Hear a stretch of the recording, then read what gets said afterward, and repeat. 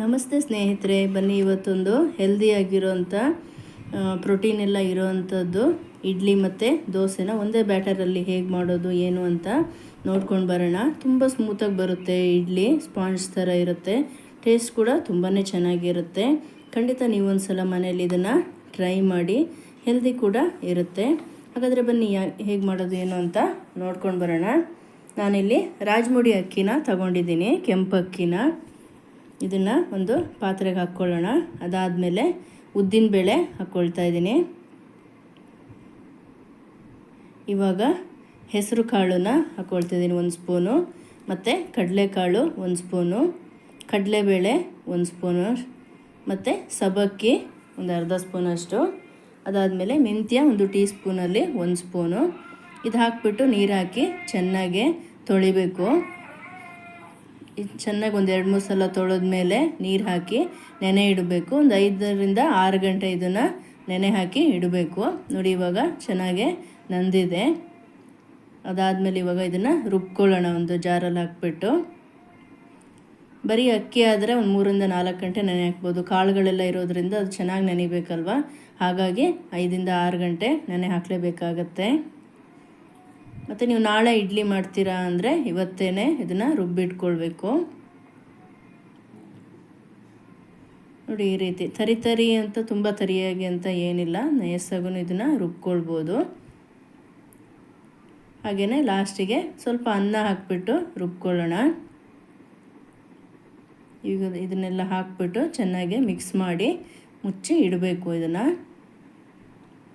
ನೀವು ಇವಾಗ ಸಾಯಂಕಾಲ ಒಂದು 5 ಗಂಟೆಗೆ 6 ಗಂಟೆಗೆ ಇದನ್ನು ರುಬ್ಬಿಟ್ರೆ ಬೆಳಗ್ಗೆ ಮಾಡ್ಕೊಳ್ಳೋ ಹಾಗೆ ಮಾಡ್ಕೊಳ್ಬೇಕು. ಇದನ್ನು ಹಿಟ್ಟನ್ನು ರುಬ್ಬಿಟ್ಕೊಳ್ಬೇಕು. ಇದನ್ನು ಇವಾಗ ಮುಚ್ಚಿಬಿಟ್ಟು ತೆಗೆದಿಡೋಣ.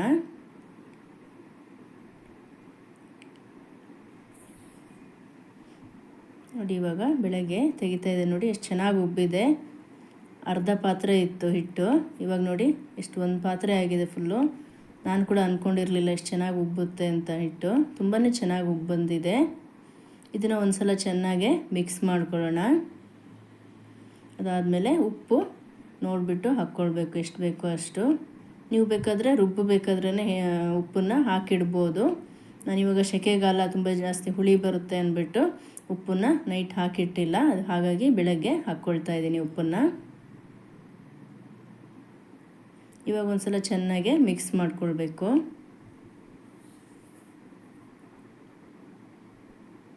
ಇವಾಗ ಇಡ್ಲಿ ಪ್ಲೇಟ್ ತೊಗೊಂಡ್ಬಿಟ್ಟು ಅದಕ್ಕೆ ತುಪ್ಪ ಅಥವಾ ಆಯಿಲು ನಿಮಗೆ ಹೇಗೆ ಅನಿಸುತ್ತೋ ಹಾಗೆ ಹಾಕ್ಬಿಟ್ಟು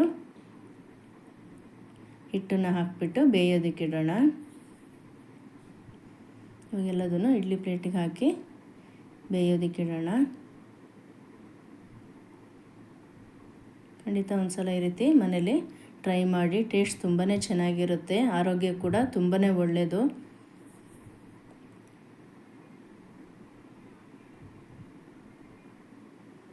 ಈ ರೀತಿ ಒಂದು ಪಾತ್ರೆ ತೊಗೊಂಡ್ಬಿಟ್ಟು ನಾನು ಕೆಳಗಡೆ ನೀರು ಹಾಕಿದ್ದೀನಿ. ಅದಕ್ಕೊಂದು ರಿಂಗ್ ಇಟ್ಬಿಟ್ಟು ಇದನ್ನು ಬೇಯಿಸ್ಕೊಳ್ತಾ ಇದ್ದೀನಿ. ಒಂದು 10 ನಿಮಿಷ ಸಾಕಾಗುತ್ತೆ. ಅದು ಬೇಯೋಷ್ಟೊತ್ತಿಗೆ ಬನ್ನಿ ನಾವು ಒಂದು ಸಿಂಪಲ್ಲಾಗಿ ಟೊಮೆಟೊ ಚಟ್ನಿನ ಮಾಡ್ಕೊಳ್ಳೋಣ.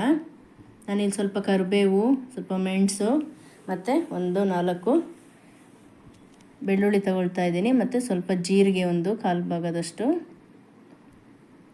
1/4 ಸ್ಪೂನು ಜೀರಿಗೆ. ಇದನ್ನು ಹಾಕ್ಬಿಟ್ಟು ಎಣ್ಣೆಲಿ ಸ್ವಲ್ಪ ಫ್ರೈ ಮಾಡಿಬಿಟ್ಟು ಟೊಮೆಟೊನ ನಾನು ಇಲ್ಲೊಂದು 3 ಹೆಚ್ಚಿಟ್ಕೊಂಡಿದ್ದೆ, ಅದನ್ನು ಚಿಕ್ಕದಾಗಿ ಕೊಯ್ದುಬಿಟ್ಟು, ಇದು ತುಂಬ ಮೆತ್ತಗೆ ಆಗಬೇಕು, ಬೆಂದುಬಿಟ್ಟು ಅಲ್ಲಿವರೆಗೂ ನಾವು ಬೇಯಿಸ್ಕೊಳ್ಬೇಕು ಟೊಮೆಟೊನ. ಸ್ವಲ್ಪ ಉಪ್ಪು ಹಾಕ್ಕೊಳ್ಳೋಣ. ಕಲ್ಲುಪ್ಪು ತಗೊಳ್ತಾ ಇದ್ದೀನಿ ನಾನಿಲ್ಲಿ. ಹಾಗೆಯೇ ಒಂದು ಚಿಟಿಗೆ ಅರಿಶಿನ ಹಾಕ್ಬಿಟ್ಟು ಚೆನ್ನಾಗಿ ಮಿಕ್ಸ್ ಮಾಡಿ ಇದನ್ನು ಸ್ಲಿಮ್ಮಲ್ಲಿ ಇಟ್ಬಿಟ್ಟು ಫ್ಲೇಮ್ನ ಬೇಯೋದಕ್ಕೆ ಇಡೋಣ. ನೋಡಿ, ಈ ರೀತಿ ಟೊಮೆಟೊ ತುಂಬ ಚೆನ್ನಾಗಿ ನೋಡಿ ಈ ರೀತಿ ಚೆನ್ನಾಗಿ ಬೇಯಬೇಕು, ಅಲ್ಲಿವರೆಗೂ ಬೇಯಿಸ್ಕೊಳ್ಬೇಕು. ಇದನ್ನು ಇವಾಗ ಸ್ಟವ್ ಆಫ್ ಮಾಡಿಬಿಟ್ಟು ತಣ್ಣಗಾಗೋದಕ್ಕೆ ಇಡೋಣ. ನೋಡಿ, ಅಷ್ಟೊತ್ತಿಗೆ ಇಡ್ಲಿ ಬೆಂದಿದೆ. ಇದನ್ನು ತೆಗೆದುಬಿಟ್ಟು ಸ್ವಲ್ಪ ತಣ್ಣಗಾಗೋದಕ್ಕೆ ಇಟ್ಬಿಟ್ಟು ತೆಗಿಬೇಕು. ತುಂಬ ಸ್ಮೂತ್ ಬರುತ್ತೆ, ಬಾಯಲ್ಲಿಟ್ಟರೆ ಕರಗುತ್ತೆ, ಆ ಟೈಪ್ ಬರುತ್ತೆ. ಟೇಸ್ಟು ಅಷ್ಟೇ ಚೆನ್ನಾಗಿರುತ್ತೆ.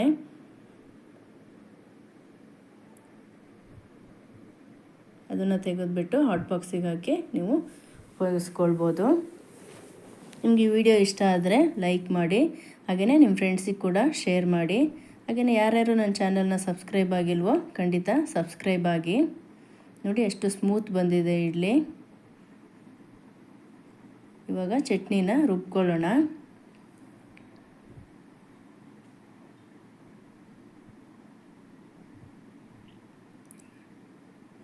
ಎಲ್ಲದನ್ನು ಒಂದು ಜಾರ್ಗೆ ಹಾಕ್ಬಿಟ್ಟು ಅದಕ್ಕೆ ಸ್ವಲ್ಪ ಕೊತ್ತಂಬರಿ ಸೊಪ್ಪು ಮತ್ತು ಸ್ವಲ್ಪ ಬೆಲ್ಲ, ಸ್ವಲ್ಪ ನೀರು ಹಾಕಿಬಿಟ್ಟು ರುಬ್ಕೊಳ್ಳೋಣ. ನೋಡಿ ಚಟ್ನಿ ರೆಡಿ ಆಯಿತು, ಟೊಮೆಟೊ ಚಟ್ನಿ. ಇವಾಗ ಇದರಲ್ಲೇ ದೋಸೆ ಕೂಡ ಮಾಡ್ಕೊಳ್ಬೋದು. ಬನ್ನಿ ನೋಡೋಣ ದೋಸೆನೂ ಎಷ್ಟು ಚೆನ್ನಾಗಿ ಬರುತ್ತೆ ಅಂತ. ಸ್ವಲ್ಪ ಈರುಳ್ಳಿ ಹಾಕ್ತಾಯಿದ್ದೀನಿ ನಾನು ಇದ್ರ ಮೇಲೆ. ಅದಾದಮೇಲೆ ಕೊತ್ತಂಬರಿ ಸೊಪ್ಪು. ನೀವು ಬೇಕಾದ್ರೆ ಹಾಗೆಯೇ ಪ್ಲೈನ್ ದೋಸೆ ಕೂಡ ಮಾಡ್ಕೊಳ್ಬೋದು, ಅಥವಾ ಕ್ಯಾರೆಟು ಅದೆಲ್ಲ ತುರಿದು ಕೂಡ ಹಾಕ್ಕೊಳ್ಬೋದು. ಸ್ವಲ್ಪ ಮೇಲೆ ತುಪ್ಪ ಹಾಕ್ಬಿಟ್ಟು ಬೇಯಿಸ್ಕೊಳ್ಳೋಣ. ದೋಸೆ ಕೂಡ ತುಂಬ ಚೆನ್ನಾಗಿ ಬರುತ್ತೆ ನೋಡಿ. ಖಂಡಿತ ಮನೇಲಿ ಒಂದು ಸಲ ಟ್ರೈ ಮಾಡಿ, ಹಾಗೆ ಕಮೆಂಟ್ ಕೂಡ ಮಾಡಿ. Thank you.